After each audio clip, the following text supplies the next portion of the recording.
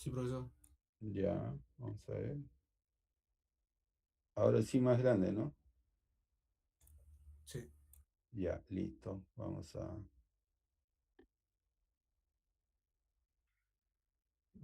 ponerlo esto más chiquito que no me deja ver. Bueno, miren, un tema muy importante tiene que ver con el flúor, ¿no? El flúor, este, me acuerdo que hace bastantes años lo abordábamos en la facultad y decíamos un montón de cosas, ¿no? A sus compañeros de aquella época. Entonces, si yo les preguntara a ustedes cuando les dicen flúor, ¿en qué piensan? Probablemente, probablemente estén pensando dice flúor, previene la caries, ¿no? Es lo primero una de las cosas que decíamos, ¿no? ¿Qué otra cosa más decíamos? El flúor hace más resistente al diente. Entonces, recomendamos flúor, el flúor para fortalecer los dientes, ¿no? Entonces hay comerciales, me acuerdo, dientes más sanos con tal pasta dental, ¿no? Porque tiene flúor, decían, ¿no? Entonces el flúor aparece en la odontología eh, a raíz que en alguna ciudad, que no recuerdo ahorita su nombre, en Estados Unidos, ¿no? Comienzan a observar que la población eh, tenían a veces los dientes moteados, ¿no? Moteados a veces blancos, y no sabían por qué, ¿no? Porque esta población, la, la población tenía sus dientes, pues, moteados, y dentro de la investigación comienzan a revisar el agua, ¿no? Y en el agua encuentran que eh, encuentran que, un ratito, perdón, acá sale un mensaje,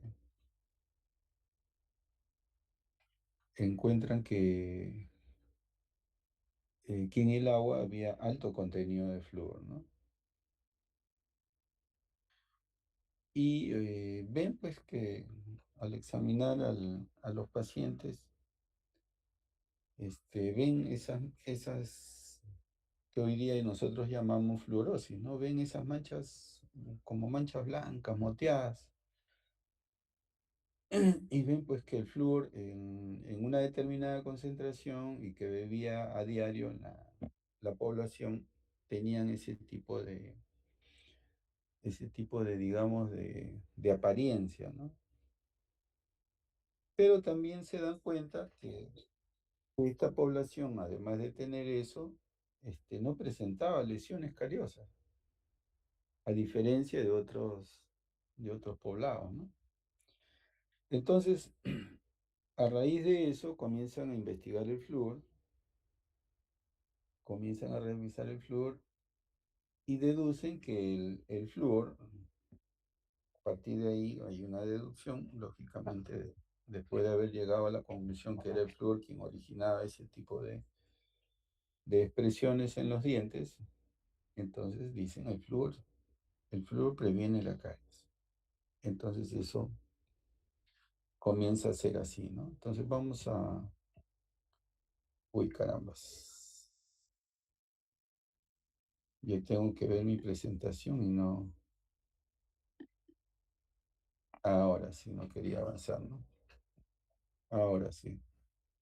Entonces, eh, comienza pues el uso del flúor en odontología, ¿no? Entonces, como dice ahí, estaba buscando esta presentación, ¿no? De todas las presentaciones que tengo de flúor, esta es la que más me gusta. Estaba buscándola esta. Entonces, como ustedes pueden leer ahí,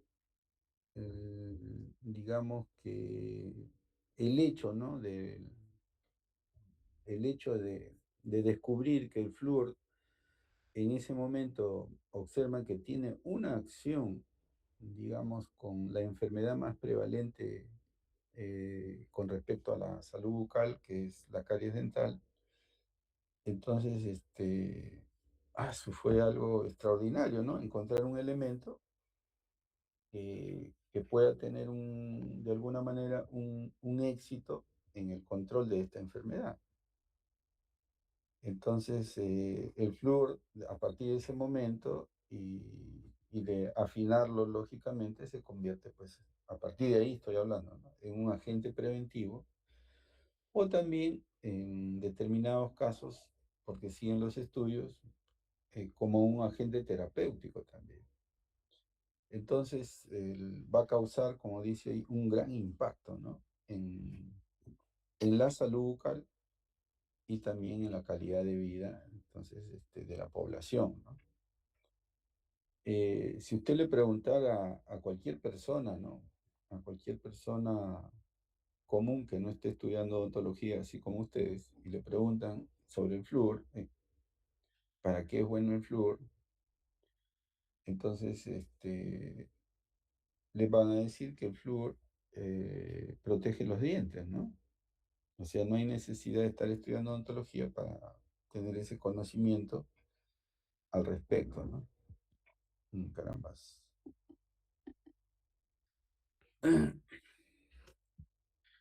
Eh, entonces, nosotros sobre todo yo, ¿no?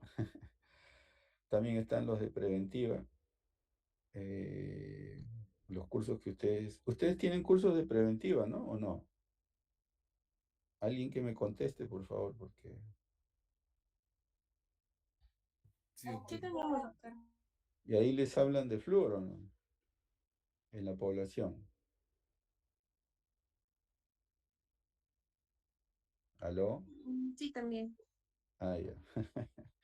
Gracias, gracias. Gracias. Cielo, ¿no? Ahí veo en mi teléfono porque aquí en mi pantalla no los puedo ver. Así que vamos viendo.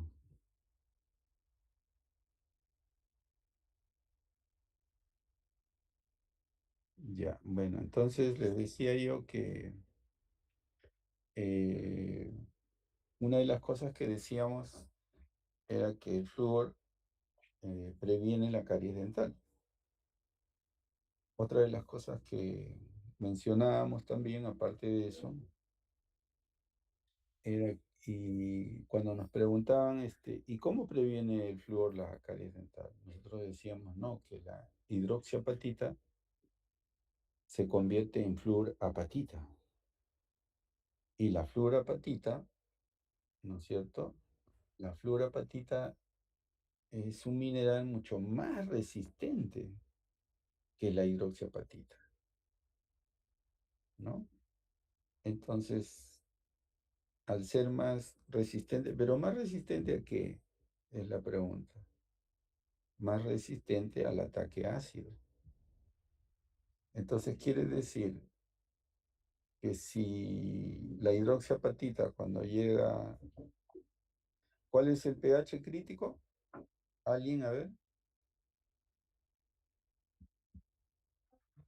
jóvenes, ¿cuál es el pH crítico cuando ya la... 5.5. Exactamente, muy bien, Kevin. 5,5, ¿no? Entonces cuando llega el pH, o sea, comienza a descender, vamos a suponer, redondeando que está en 7 y comienza a descender y llega a 5,5, ¿no? Entonces, 5,5 no en la boca, sino entre el biofil y el diente, ¿no? En ese espacio, porque antes yo pensaba en la boca, ¿no? Bueno, la boca también, en cierta manera, pero es entre el biofil y el diente, llega a 5,5. Por alguna razón, el, el diente, el esmalte y lo que contenga, es smart, ¿no? O sea, es inteligente. Porque ¿cómo sabe el diente que fuera de él el medio está ácido? ¿Cómo creen ustedes que sabe el diente que fuera de él el pH está en esas condiciones, ¿no? Y reacciona el diente. ¿Qué hace el diente? Desco- Le dice, bueno, hidroxiapatita, ha llegado el momento de equilibrar afuera, porque si esto sigue así, nos va a ir muy mal, ¿no? Entonces comienza a detener y comienza a liberar, en este caso, se descompone la hidroxiapatita y sale como fosfato y sale como calcio, ¿no? Entonces estas sales, al salir como son sales, ¿no? Vamos a decir, va a haber una reacción ácido-base, ¿no? Y se va a ir equilibrando las diferentes moléculas que hay, se van equilibrando hasta detener el descenso, en este caso del pH, ¿no? Entonces, con lo que yo les estoy contando, o sea, como si fuera un cuento, eso es lo que, eso es lo que nosotros decíamos, ¿no? Y nosotros pensábamos que al no ser hidroxiapatita, sino fluorapatita, así llegue a 5,5, el diente no va a perder minerales, ¿no? ¿Me entienden lo que estoy diciendo, no? Entonces, no se va en la manera que les estoy contando. Entonces, como dice ahí, muchas veces el mecanismo de acción ha sido, vamos a decir, mal interpretado, ¿no? Entonces, hoy en día tengo algunos libros de flúor y a veces, bueno, son del año, vamos a sumar, 2010, 2016, ¿no? Y ellos seguían pensando que lo que dice ahí, ¿no? Que el flúor fortalece los dientes, ¿no? E inhibe la producción de ácidos en las bacterias de la placa dental. Entonces, nosotros llegamos a recomendar también el uso del flúor sistémico, o sea, entre otras cosas, ¿no? Ahora, decíamos también que la fluorapatita es menos soluble que la hidroxiapatita. Para nosotros entender por qué en una población que en el agua consume, hay alto contenido de flúor, o sea, por qué esta población que toma agua, en el agua hay una cantidad un poquito excesiva de flúor, no tampoco demasiado, ¿no? Porque cualquier cosa puede ser beneficiosa, puede ser inoperante o también causar daño, ¿no? Dependiendo de la concentración y dependiendo de la frecuencia con la que la tomes, ¿no? Entonces, el flúor, pues, es beneficioso, pero también es un veneno, ¿no?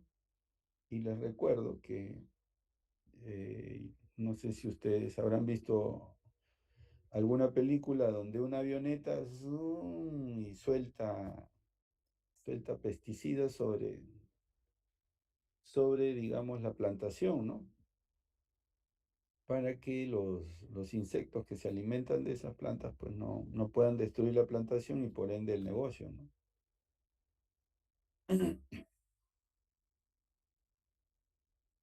Uy, cerca de mi casa hay un colegio, pero ustedes no escuchan ruido, ¿no? ¿Me confirman? No escuchan ruido. Flavio, No, ay, ay, ay, entonces está funcionando en el sistema hay aislamiento de ruido, ¿no? Gracias, gracias. Entonces, miren, el flúor también es, digamos, es un veneno, ¿no? Entonces, por eso hay que usarlo en la concentración que se debe. Bueno, Entonces nosotros pensábamos así, ¿no? Pensábamos que... Y, y en los colegios hubo una época en que tuvimos presencia y se hacía pues eh, hacíamos enjuagatorios de flúor diario, ¿no? A una determinada concentración también, ¿no? Y así como las vacunas, que debes de ponerte un número de dosis para que estés protegido, entonces había un número de enjuagatorios mínimo para estar protegido. Entonces eso se hacía en las escuelas, ¿no? En esos momentos. Entonces, como dice ahí, nuevamente reitera lo que les he venido diciendo en esta vista, eh, que las poblaciones que consumían agua naturalmente con flúor presentaban un menor índice de caries, ¿no? El himno nacional, tengo que... Está encantado, ¿no? El himno nacional. Eh, entonces, se creía que el mineral, en este caso fluorapatita, incorporado al diente, sería muy importante, ¿no? Para poder disminuir la solubilidad del diente. Como dice, esa idea ha perdurado, yo creo que por mucho tiempo, y todavía hoy puedo leer literatura que cuando habla del mecanismo de acción del flúor nos menciona eso, ¿no? Y en realidad van a ver ustedes que eso no es así.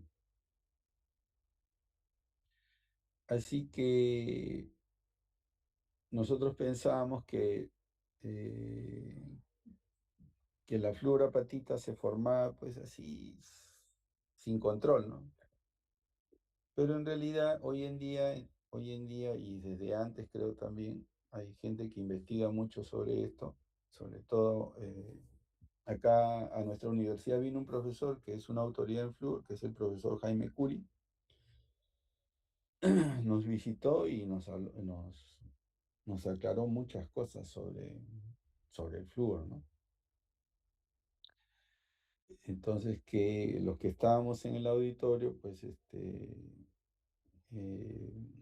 digamos que nos sorprendió, ¿no? O sea, lo que veníamos diciendo no era así, sino que ya los investigadores habían detectado que eso no era así, ¿no?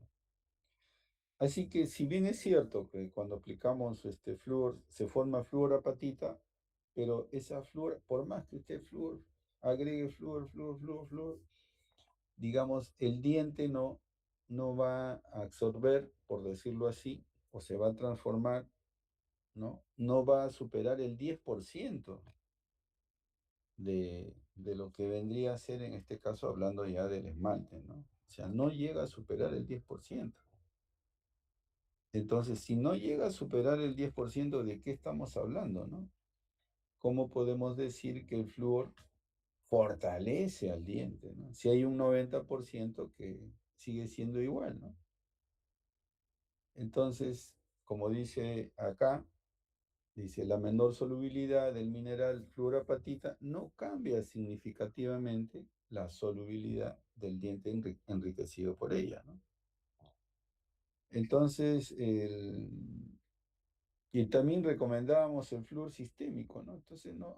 Entonces no es necesario, hoy en día ya no recomendamos que el flúor en el diente en formación sea, digamos, incorporado por un efecto sistémico, o sea, que lo tengas que tragar, ¿no? Para nosotros hoy en día el flúor que nos interesa no es el que uno traga, ¿no? Y ya lo vamos a ver un poquito más adelante. Entonces surge la pregunta, ¿no? Si ya el flúor no previene la caries, si el flúor no fortalece al diente, ¿no? Es más, también decían que el flúor era antibacteriano, ¿no? Entonces, si no es ninguna de esas cosas, entonces la pregunta surge, como dice ahí, ¿cómo el flúor este, actúa sobre la caries dental, ¿no? Como el flúor, ya no puedo preguntar que cómo el flúor previene la caries dental, sino cómo el flúor controla la caries dental. Entonces, como dice ahí, para entender con precisión, regresamos al concepto, el Fa viene a ser fluorapatita. Es verdad también que es un mineral menos soluble que la hidroxiapatita. Entonces, siendo menos soluble, la fluorapatita es un mineral que tiende a precipitar más fácilmente que la hidroxiapatita en un medio, ¿no?, que contiene calcio y fosfato inorgánico. Y estos, digamos, estos minerales están presentes tanto en la saliva como en el biofilm, ¿no? Entonces, eso favorece para que de alguna manera, pues, se forme fluorapatita.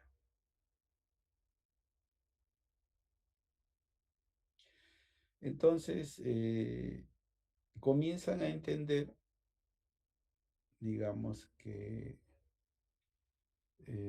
comienzan a entender que el flúor, o sea, realmente, ¿cómo es que actúa el flúor, no? Vamos a poner un ejemplo, ¿no? Entonces usted, ya hemos venido hablando, los dentífricos, usted agarra su dentífrico o pasta dental también denominada, agarra y lo echa en su cepillo, ¿no? De repente usted pone medio centímetro, otro pone 1 centímetro, el otro pone 1,5, el otro como 2 centímetros, porque las cerdas que tiene todo el cepillo lo llena con la pasta dental. Y usted comienza pues a cepillarse, ¿no? Entonces usted utiliza, usted hace una modificación a la técnica de Bass y se convierte en la técnica de cada uno de ustedes, ¿no? De Flavio, de Gabriel, la técnica de Kevin, de Mil y de varios de ustedes, ¿no? Entonces, ay, se cepillan y todas esas cosas. Entonces, vamos a suponer que usted ha tenido un buen cepillado, prolijo, ¿no? Pero a pesar de que tengamos un buen cepillado, siempre queda biofilm, porque es difícil eliminar el biofilm de los dientes, ¿no?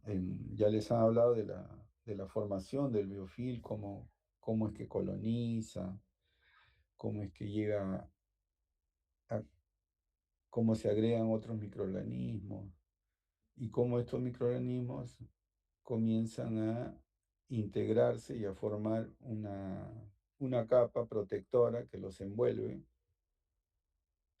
Y una vez que para formar esa capa protectora, ellos se ponen de acuerdo, ¿no? A eso le han llamado quorum sensing, ¿no? Entonces las bacterias se comunican, se mandan su reel unas a otras y se dicen, hay que formar esta capa glicoproteica que nos proteja, ¿no?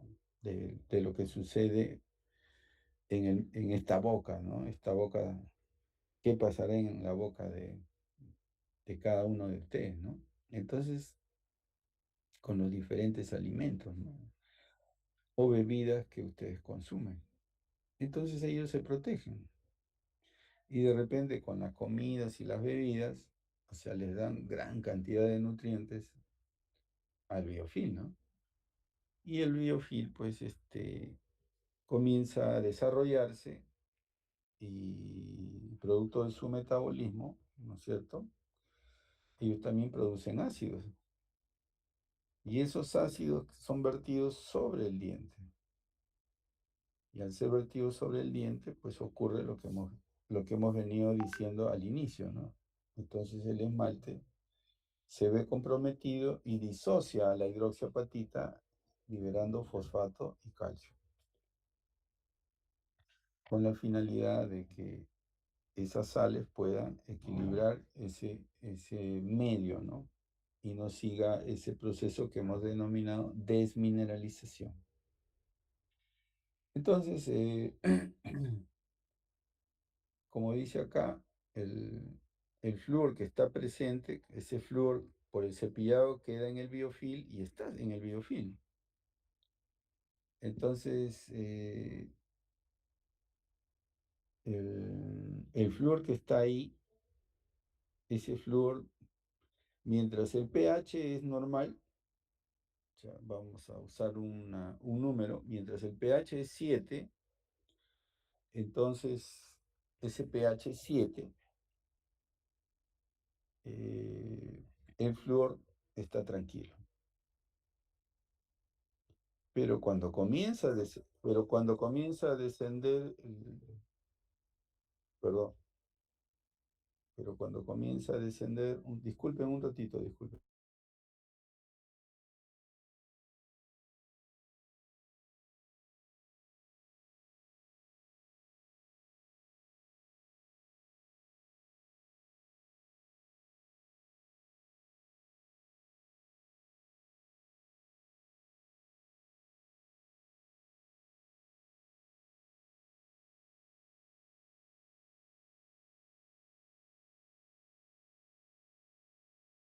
Disculpen, jóvenes. Entonces, si hay flúor en el biofilm, entonces ese flúor que está ahí no actúa. Si el pH está normal, no va a actuar, ¿no? Cuando el pH comienza a descender, recién el pH crítico que ustedes han mencionado, cuando desciende a 5,5 y comienza esa disociación de la hidroxiapatita y comienza la hidroxiapatita y se desdobla y sale fosfato y sale calcio, en ese momento el flúor actúa, cuando el pH desciende, ¿no? Entonces, ¿qué va a hacer el flúor realmente? Entonces va a hacer el, que, el- que ese proceso de desmineralización, voy a empezar a decir así, se detenga. O sea, el flúor va a venir y va a detener esa pérdida de minerales. ¿Y por qué hace eso? Porque ya lo hemos venido diciendo, ¿no?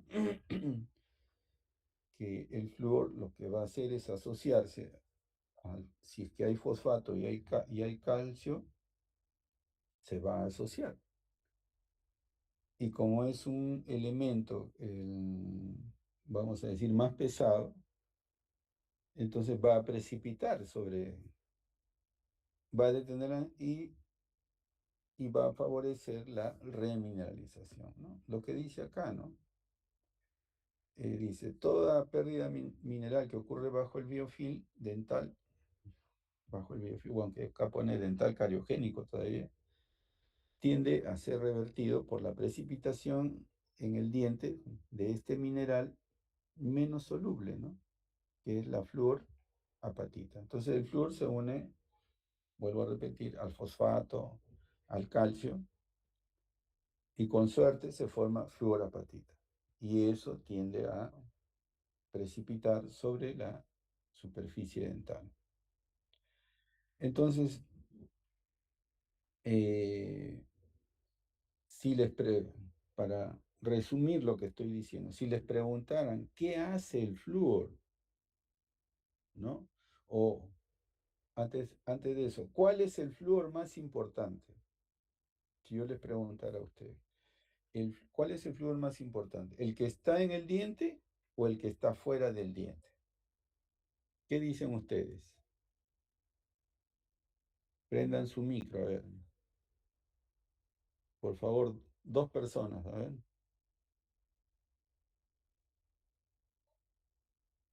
¿Están ahí? Jóvenes,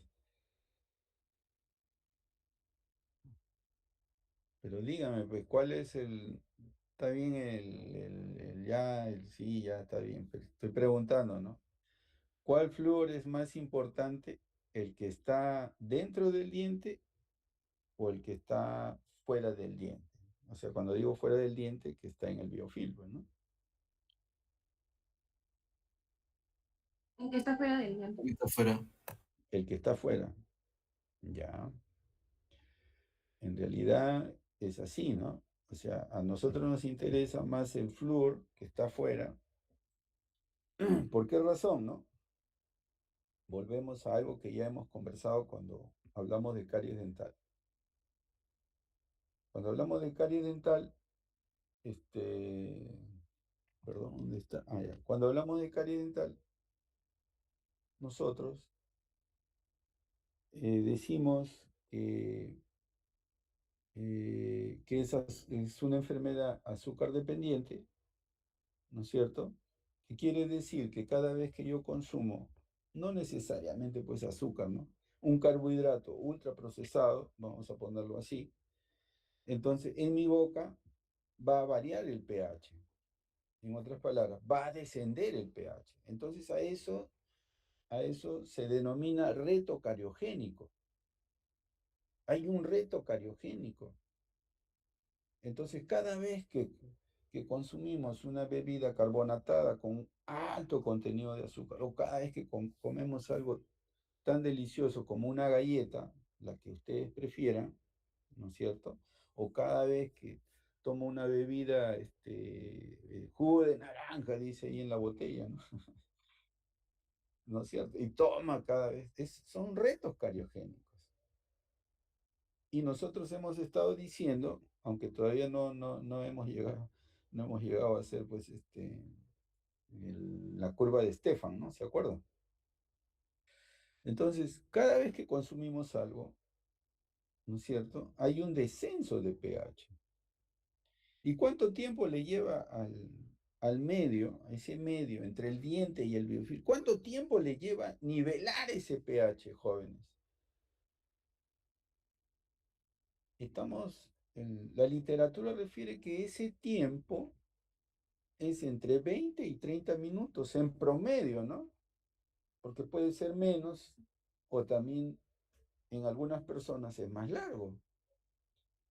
Entonces, si yo necesito, vamos a sacar en promedio media hora para que ese pH se nivele sin que exista flúor, ¿no? Entonces, imagínense, ¿no? Yo como algo y a la media hora vuelvo a comer otra cosa y a la otra media hora vuelvo a comer otra cosa, o sea, así pequeñito que sea. Estamos hablando de un reto cariogénico, dos retos cariogénicos, tres retos cariogénicos. Entonces, en cada reto cariogénico, ¿qué es lo que está sucediendo, no? Está ocurriendo una desmineralización, desmineralización, desmineralización. Entonces, no estamos favoreciendo, ¿no?, la preservación de los dientes. En el transcurso de la vida, ¿no? Ustedes, la gran mayoría de ustedes debe estar ¿qué están? En tercer año, ¿no? O algunos están ya en base 2 o algunos están llegando a base 2, ¿no es cierto? Entonces, uno de los grandes problemas, hago un paréntesis acá, jóvenes, uno de los grandes problemas hoy en día es nuestra dieta, ¿no? Es una dieta que genera gran pérdida de minerales y por tanto variación de la forma del diente, ¿ya? Entonces, y a eso hay un libro que se llama Lesiones no cariosas, ¿no? Y a eso, cuando hablamos de lesiones no cariosas, hablamos pues de la abrasión, hablamos de la atrición, ¿no es cierto? La atrición, que es la fricción del diente sin ninguna interfaz entre ella y que generalmente a veces es por el bruxismo, ¿no? Y la abrasión quiere decir que entre los dientes hay una interfase que desgasta los dientes. Y la tercera, ¿no?, que es la erosión. Y es por eso que cuando erupciona tu diente, no solo, no solo el de ustedes, ¿no? Ustedes que son más jóvenes, cuando ha erupcionado tus dientes, tú tenías, pues, qué bonito borde, los mamelones y todas esas cosas, ¿no? O tu canino tenía un vértice, una cúspide espectacular, ¿no? Parecías vampiro, ¿no? Disculpen la broma, pero bien, bien puntiagudo, ¿no? Pero si usted hoy en la mañana va al baño y en su baño hay un espejo y comienza a mirarse sus dientes, usted se va a dar cuenta que ya no tiene mamelones. Usted se va a dar cuenta que, ay, ya no tengo la punta de la cúspide de repente, ¿no?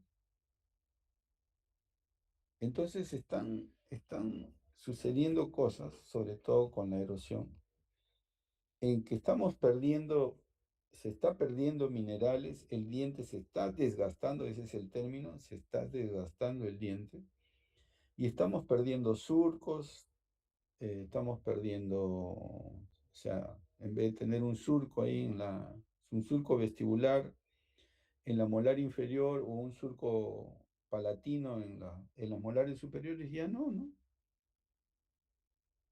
¿Por qué? Porque se está, vuelvo a repetir, la dieta, la dieta azúcar dependiente, está generando ese tipo de cosas, ¿no? Que comemos cosas erosivas, ¿no? Entonces, y no es que lo haga una vez, ¿no? Entonces, imagínese sus pacientes. Usted que tiene conocimientos de odontología, ¿no es cierto? No los aplica en usted mismo. Y me incluyo también, ¿no? Porque a veces uno consume cosas erosivas, ¿no? Entonces, pero la frecuencia es lo que hace que, en este caso, la corona del diente comience a ser remodelada, ¿no? Por la masticación, por las fricciones o por la erosión. Entonces, cuando vemos, ¿no? Eh, nosotros que hemos estado utilizando nuestra ficha de cariología. Y en esta ficha de cariología ustedes han hecho algo que no han estado haciendo las otras promociones, que es diagnosticar las manchas blancas. Y me parecía fantástico, ¿no? O sea, la gran cantidad de manchas blancas que se han diagnosticado en esa práctica de ficha de cariología. Y si las anteriores promociones veían una mancha blanca, no hacían nada. Ya sea una mancha blanca activa o una mancha blanca, vamos a decir, detenida, ¿no? Y que sabemos qué características tiene uno y qué características tiene la otra, y en base a eso yo tomo una decisión, ¿no? Y dentro de esas decisiones está el flúor, ¿no? Suponiendo que voy a actuar, ¿no? No solo voy a observar, no solamente voy a controlar, sino que voy a usar alguna medida que de alguna forma refuerce esa superficie, ¿no? O sea más difícil, ¿no? Entonces, dentro de eso está el flúor también, pues, ¿no? Quieras o no, así sea un 10%, está el flúor, ¿no? Un 10% para el diente y un 90% para que actúe. ¿En qué momento? En los retos cariogénicos. Por eso he dado toda esta perorata de los retos cariogénicos, ¿no? Entonces, más valioso, como han dicho sus compañeros, es el flúor que está presente en la cavidad bucal, no en el diente, en la cavidad bucal. Y es por eso que cuando usted compra flúor, ¿se acuerda que han hecho ahora la práctica de fluorización? ¿Sí?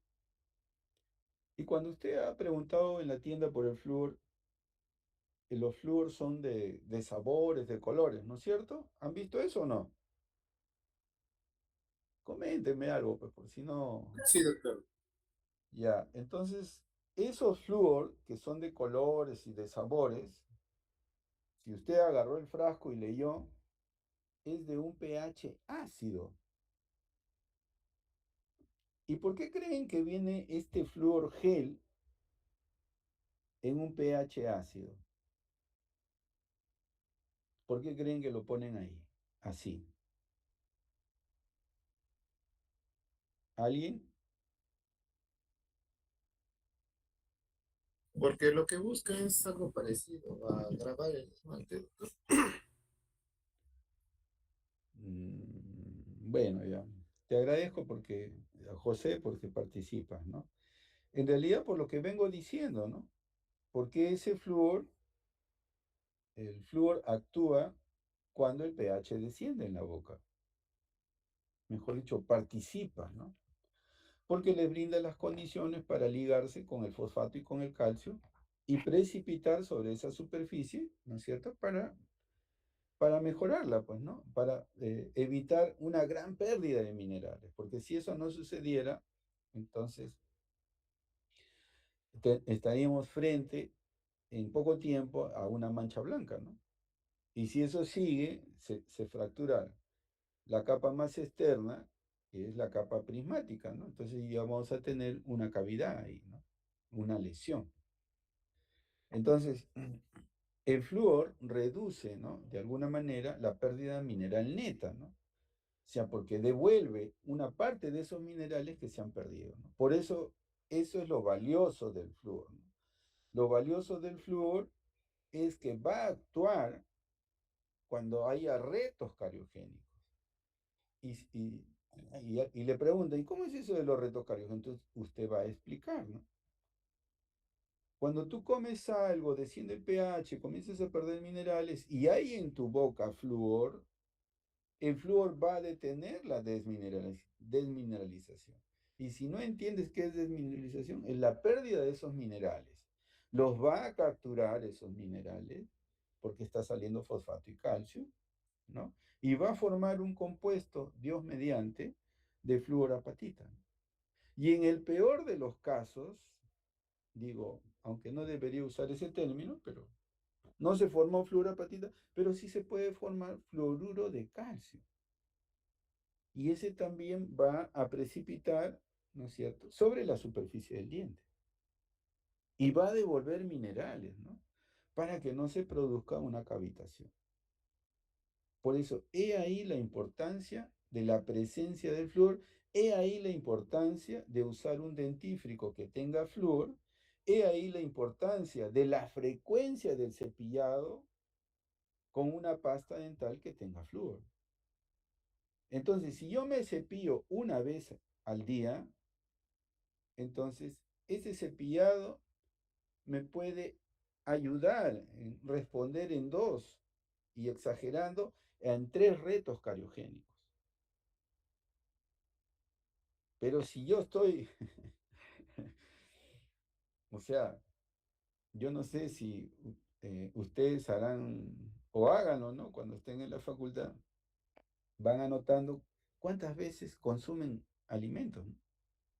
De algo muy pequeñito, desde algo muy pequeñito hasta algo muy abundante, que vendría a ser pues el almuerzo, ¿no?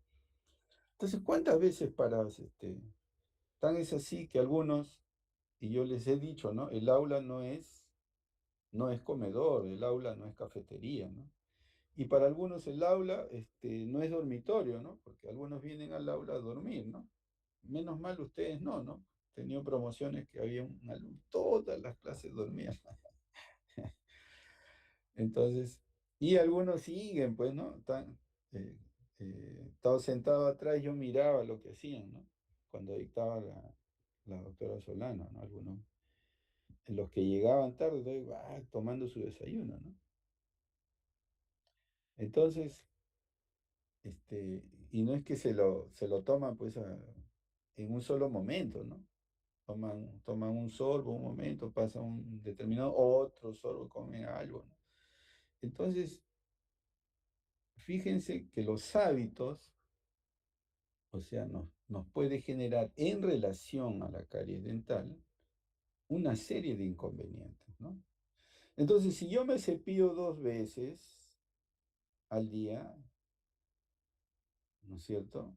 Estoy en condiciones de, con la presencia de flúor, lógicamente, estoy en condiciones de responder a más retos cariogénicos, ¿no? Si soy comelón, ¿no? O sea, tengo hambre. Me pide me pide mis lombrices que coma más cosas, ¿no? Entonces, hasta los parásitos cumplen un papel dentro de la fisiología del cuerpo humano, ¿no? Entonces, por lo tanto, lo que dice ahí abajo, por lo tanto, es común hoy en día la descripción de que el flúor disminuye la desmineralización y activa la remineralización del esmalte y de la dentina. ¿Ya? Entonces vamos aclarando algunas cosas, ¿no? Entonces hasta acá, vuelvo a repetir, el flúor no previene la caries dental. El flúor no previene la formación de biofilm. El flúor no hace más fuerte al diente. El flúor no hace menos soluble al diente. ¿Ya? O sea, quien le diga lo contrario va en contra, no en contra del doctor Horna, ¿no? Por si acaso, ¿no? En contra de la evidencia, ¿no? De lo que se sabe, se conoce hoy en día con respecto al flúor. No sé si ¿está claro o tienen alguna pregunta?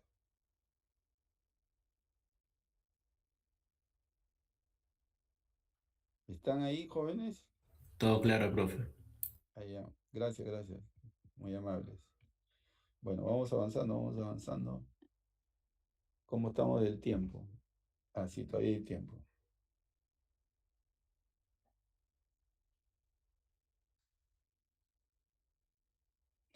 Bueno, aquí en esta presentación, digamos, detalla un poquito más cómo es el proceso de desmineralización, ¿no? Entonces, cómo es que, digamos, se generan las condiciones para que el flúor se pueda integrar, ¿ya? Y yo he leído algunos artículos que no necesariamente se forma fluorapatita. A veces se forma, vuelvo a repetir, fluoruro de calcio.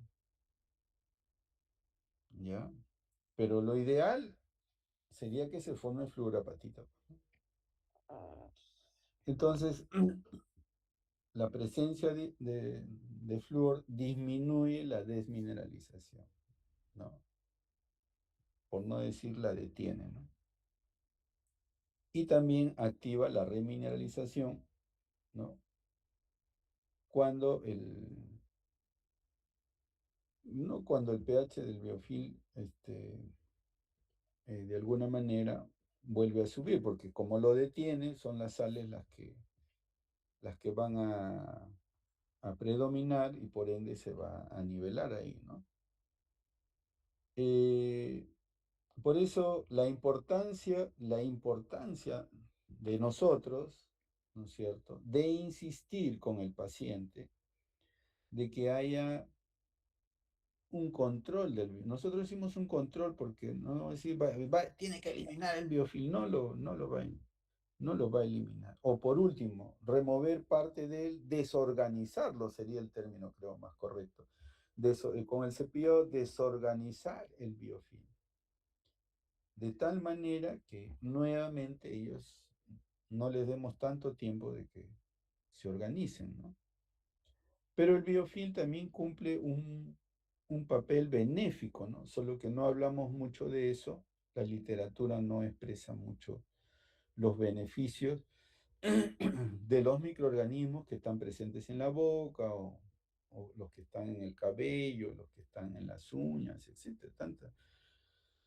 O sea, tenemos microorganismos en todo el cuerpo, no tanto por fuera como por dentro, ¿no? Entonces, por algo están, ¿no? Algunas las conocemos y otras no, ¿no? Entonces, como dice acá, la activación de la remineralización se piensa cuando el pH del biofilm dental vuelve a subir, ¿no? O cuando esté removido, ¿no? Sobre la estructura dental. Pero como dice acá, la precipitación del mineral en sitios donde él fue perdido será activada si hubiera flúor presente en el medio ambiente bucal, ¿no? Entonces la presencia de flúor activa vamos a decir dos cosas, ¿no? Una, que detiene la desmineralización y dos, que favorece la remineralización, ¿no? En conclusión. Entonces, lo que ya ustedes, algunos de ustedes también han mencionado, ¿no? Que el flúor más importante no es el que está incorporado en el diente, ¿no? Porque eso pensábamos nosotros, sino el flúor que está disponible en la cavidad bucal, ¿no es cierto? Que pueda responder a los retos cariogénicos, en este caso del paciente, cada vez, ¿no es cierto?, que consuma estos alimentos, sobre todo con alto contenido de azúcar, ¿no? O de carbohidratos ultraprocesados, ¿no? Entonces, como dice acá, una mayor concentración de flúor en el diente es consecuencia, ¿no es cierto?, de todo lo que veníamos nosotros conversando. Y esto no causa la menor pérdida de mineral que ocurre en la presencia de este ion. Un ratito, jóvenes.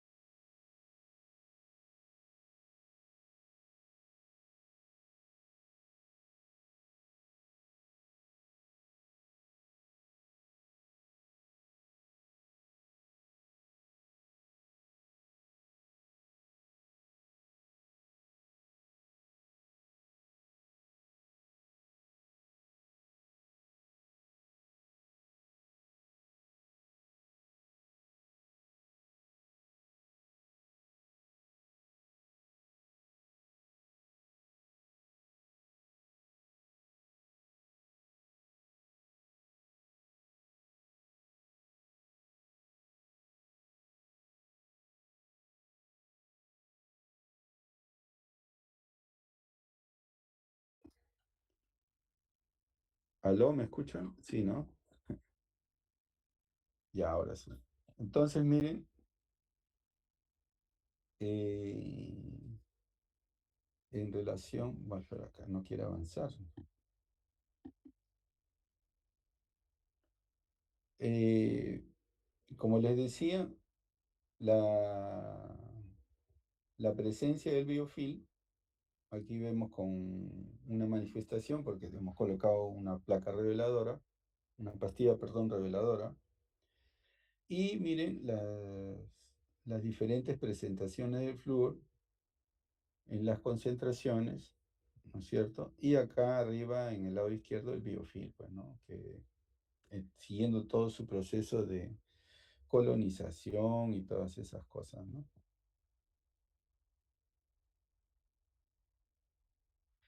Entonces, ya en esta vista es la reiteración, ¿no es cierto?, de que el biofil organizado es la que produce, pues, producto de su metabolismo, ¿no es cierto?, ciertas sustancias con un pH bajo, ¿no? Y que también hemos mencionado que si en ese biofil están presentes, bueno, están presentes, pues, ¿no?, los microorganismos acidúricos y acidófilos, entonces, y yo les doy ese tipo de alimentos, carbohidratos fermentables, ultraprocesados, ¿no?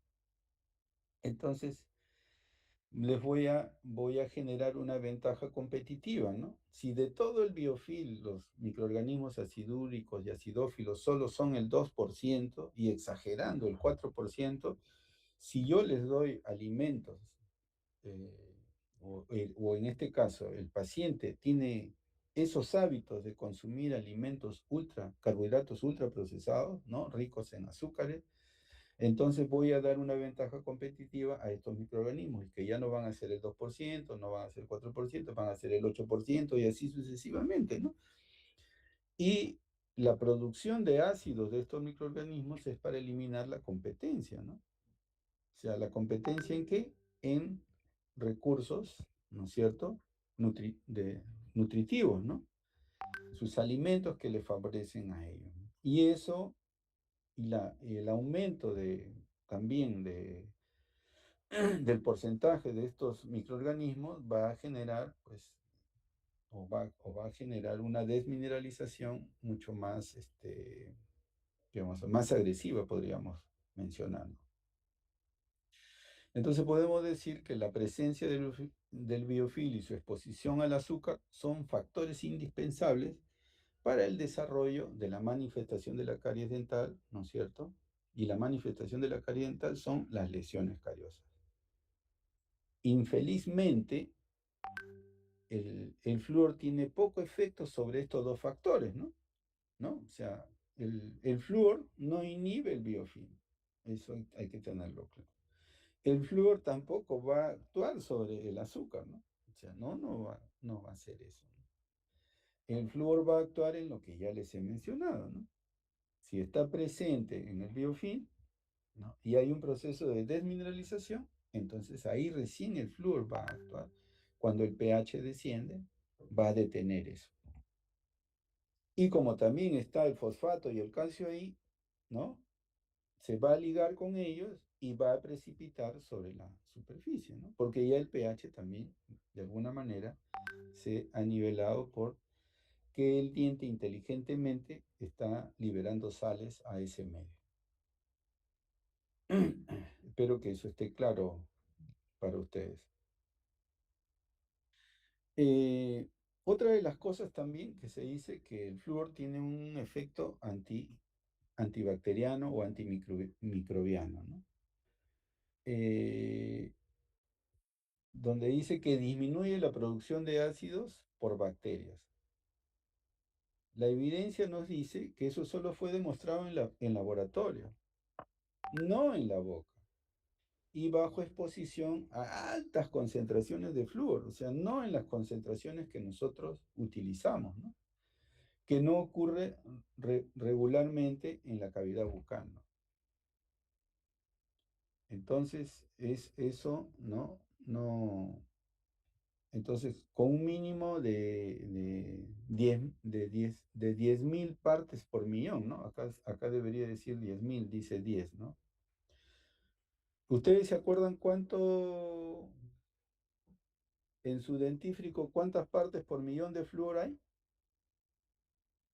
Les escucho, a ver, alguien que se acuerde. 1440. ¿Cuánto?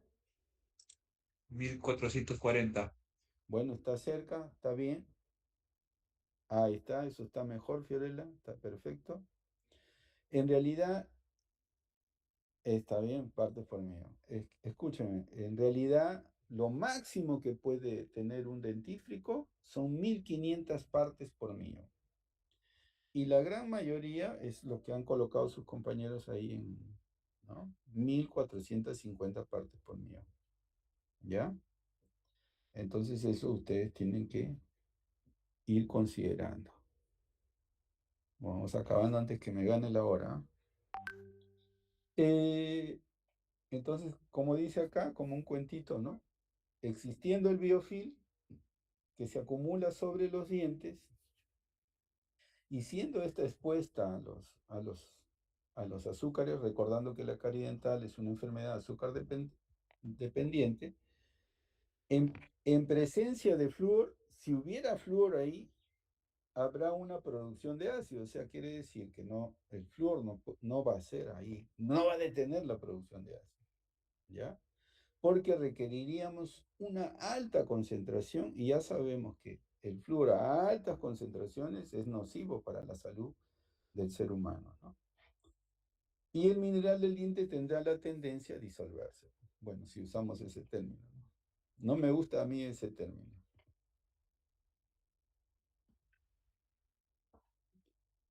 A ver, alguien está mandando un mensaje, creo, ¿no? Un ratito, voy a entrar a leer bien el mensaje. que no veo bien. ¿Qué está diciendo? Disculpen.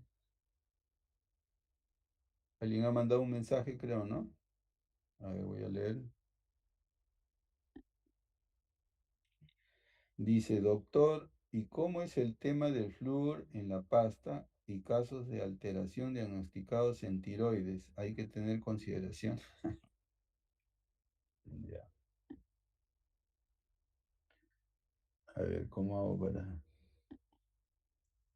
Ya.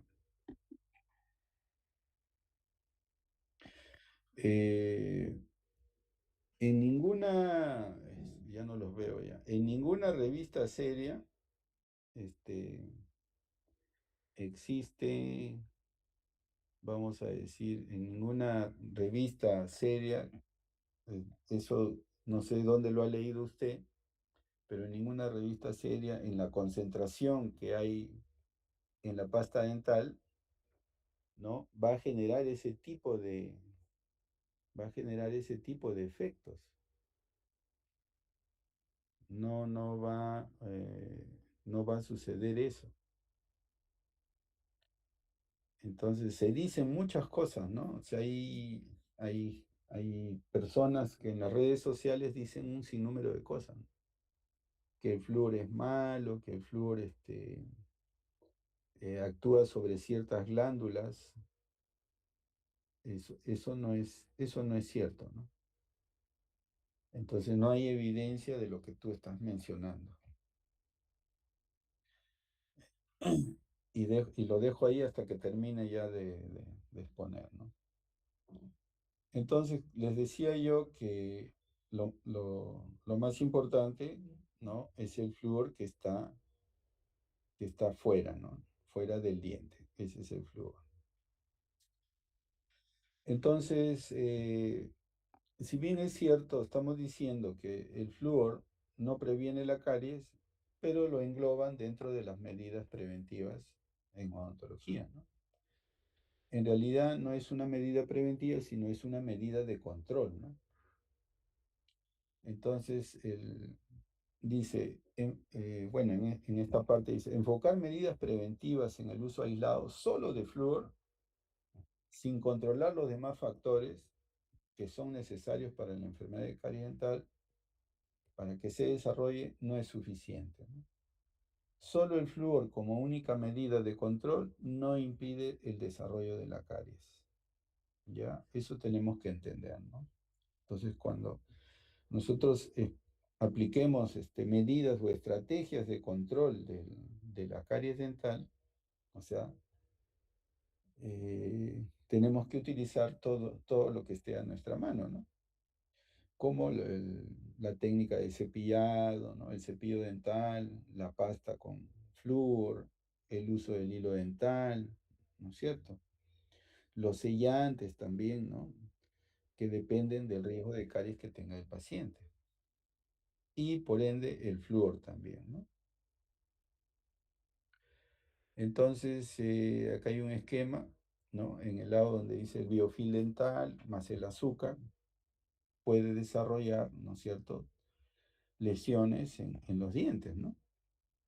Eh, como mecanismos, digamos, tenemos la saliva, porque en la saliva también tenemos capacidad buffer, ¿no? Pero a veces eso no es suficiente. Y tenemos como algo complementario el uso del flúor, ¿no? Y ahí, bueno, ahí dice fluoreto, ¿no? Y eso va a hacer que se reduzcan las señales de la lesión, ¿no? Y aquí el profesor Jaime Curi sacaba algunas conclusiones.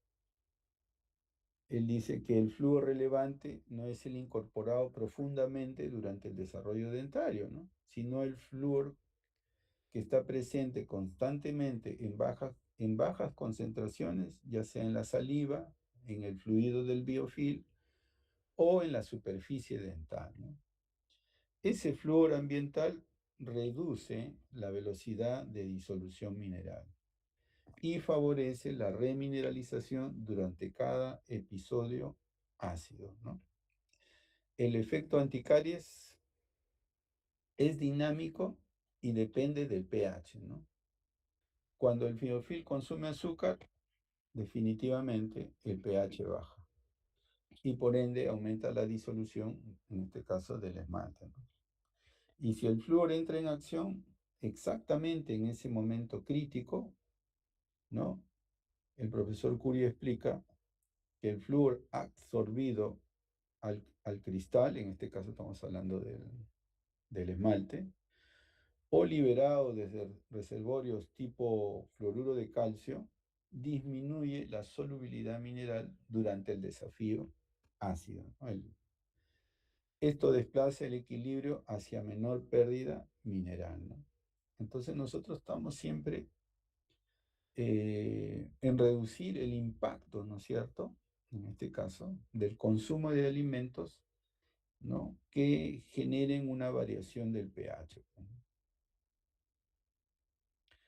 Y aquí hay alguna frase que sí me dice, quien no está expuesto a caries no precisa de flúor, ¿no? De hecho, ¿no? La falta de flúor no causa caries, pero sí el acúmulo de placa, o en este caso del biofilm dental, y la exposición frecuente a carbohidratos ultraprocesados fermentables, ¿no?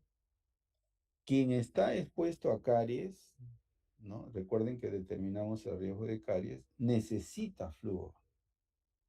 Y cualquier persona que esté expuesta a caries desde que acumula placa dental y tiene una alta frecuencia de carbohidratos ultraprocesados, requiere de la presencia de flúor como estrategia, ¿no es cierto?, para que no haya una gran pérdida de minerales, ¿no?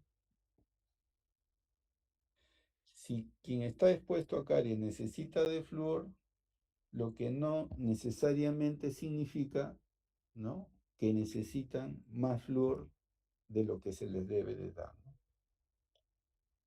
Quien está en un proceso de caries bajo control en la presencia de flúor quedará expuesto a caries en su ausencia, ¿no? Entonces ese es otro aspecto que debemos de tomar en cuenta, ¿no? ¿Ya? Como lo importante es la manutención, o sea, la presencia de flúor en la cavidad bucal, una vez que el uso del flúor sea interrumpido, su efecto anticaries también lo será. Entonces, ahora, nosotros podemos usar el flúor de tres maneras. De manera colectiva, como por ejemplo ustedes lo usan en los cursos de odontología colectiva, se llama también, o preventiva, cuando usted va a la comunidad, ¿no?, y va a aplicar flúor, entonces es una forma colectiva, ¿no? Usted puede aplicar flúor también de manera individual, o un flúor ya de alta concentración de manera profesional. Estos son los tres medios que podemos utilizar para usar flúor, ¿no? Por ejemplo, aquí tenemos un cuadrito que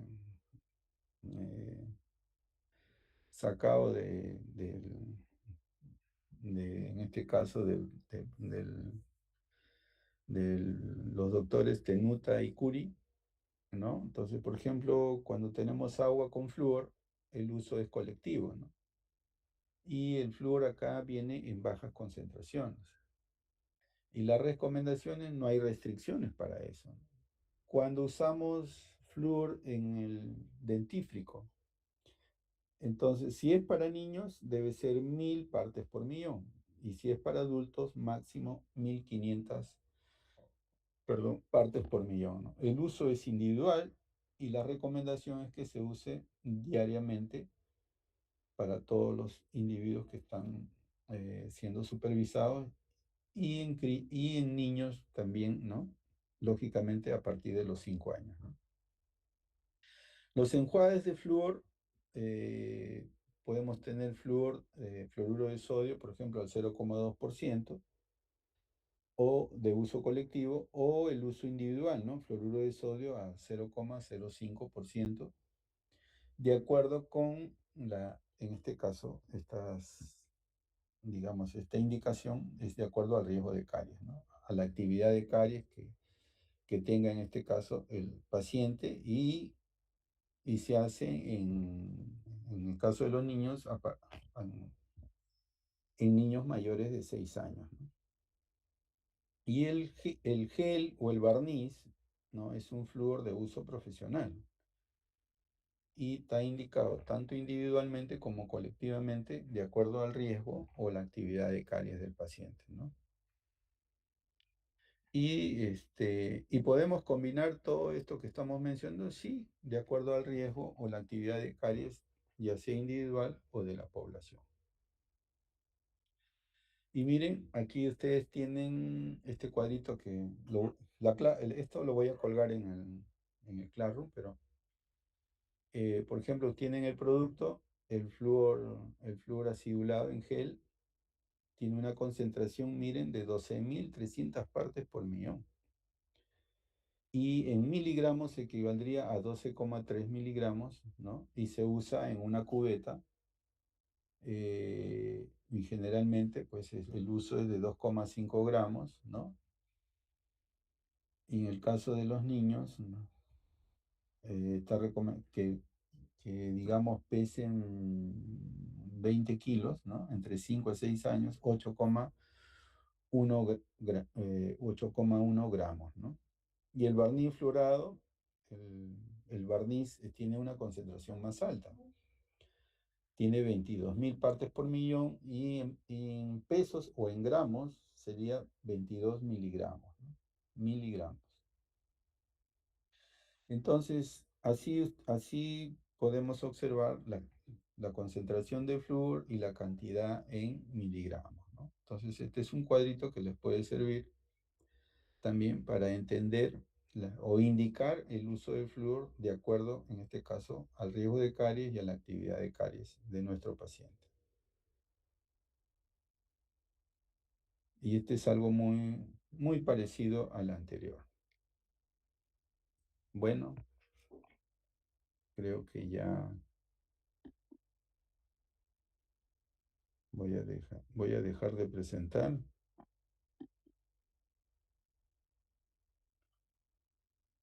¿Alguna pregunta, jóvenes? Primero en relación al tema, ¿no?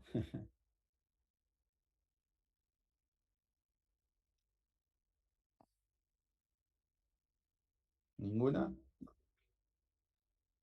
Ya, le escucho, diga.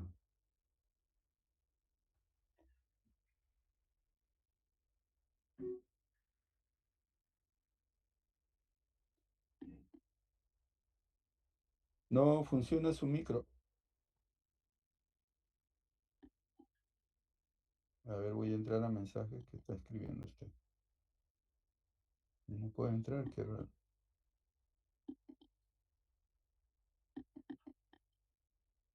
Ay, ahora sí.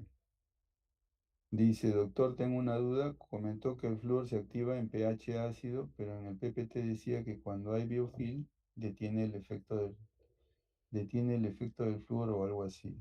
Hace mucho ruido en mi casa, doctor. Ay, ay, ay, está bien. No, lo que estaba mencionando es que cuando ustedes han ido, el flúor que yo les pedí para la práctica fue un flúor gel de pH neutro, ¿se acuerdan? Entonces yo les pedí un flúor gel de pH neutro. ¿Por qué razón, no? Por ejemplo, el flúor gel acidulado, que sería el más apropiado, no lo podemos utilizar en pacientes que tengan resinas, o sea, restauraciones con resinas.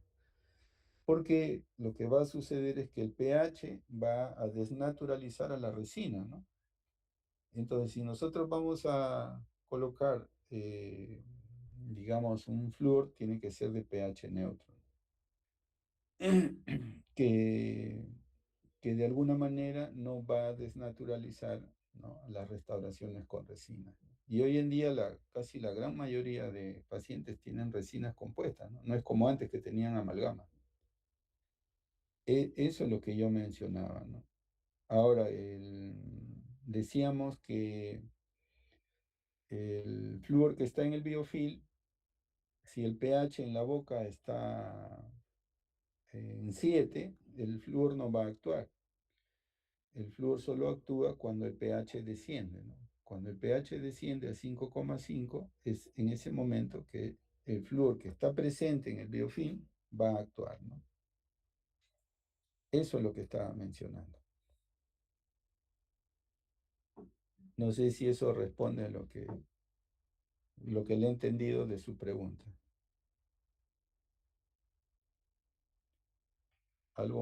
¿Alguna pregunta más? Bueno, si ya no hay preguntas, solamente decirles que nosotros vamos a seguir el cronograma, ¿no? Y esperaremos lo que la escuela diga en relación a la reprogramación. De todas maneras, nos queda, vamos a suponer que la 9ª semana están programando los exámenes, en esa semana vamos a tener prácticas, ¿no? Para, de alguna manera, hacer lo que no hemos hecho en la semana que nos correspondía. Y si nos faltara en el examen final, también tenemos ahí, tanto los lunes como los miércoles, otra práctica más, ¿no? ¿Ya? Eso es lo que les puedo decir, pero vuelvo a repetir, habría que esperar la reprogramación de la escuela, ¿no? No sé si eso ya calma las dudas, ¿no? Al respecto. Y si alarga unas semanitas más, bueno, ya usaremos esa semana, o depende ya de ustedes, ¿no? No quieren usar esa semana si no usamos la semana de los exámenes, ¿no? De tal manera que no nos alargamos mucho. Haremos lo necesario, pues, ¿no? O sea, completar las 16 semanas, ¿no? Que tenemos. ¿Ya?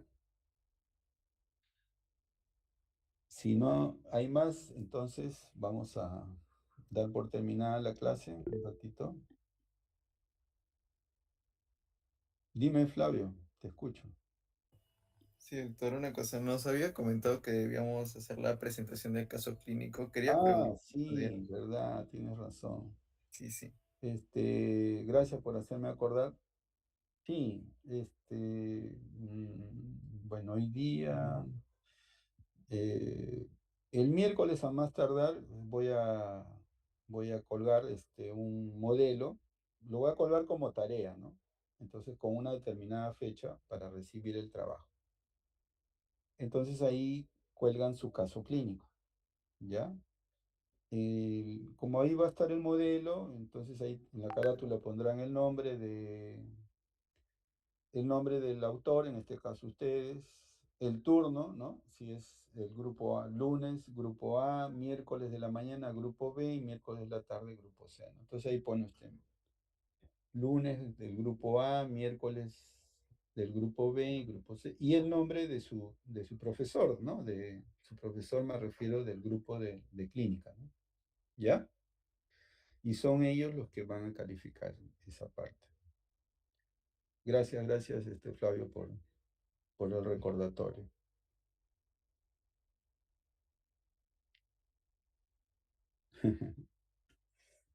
¿Listo? Entonces, bueno, agradecerles, ¿no? Esperemos que esto se resuelva de buena forma. Ah, y veo a la doctora Bocanegra. Un saludo para la doctora Bocanegra. No sé si habrá algún profesor más, pero gracias. Doctor, buenos días. Buenos Buenos días. días. Si hay algún profesor más, bueno, le saludo, ¿no? No lo veo bien. No lo puedo ver, digo. Entonces, damos por terminada la clase y estaremos atentos a todo lo que nos comunique, pues en este caso, la escuela profesional, ¿no? Estar atentos y en comunicación, ¿no? Muchas gracias, jóvenes. Que tengan un buen día. Gracias, doctor.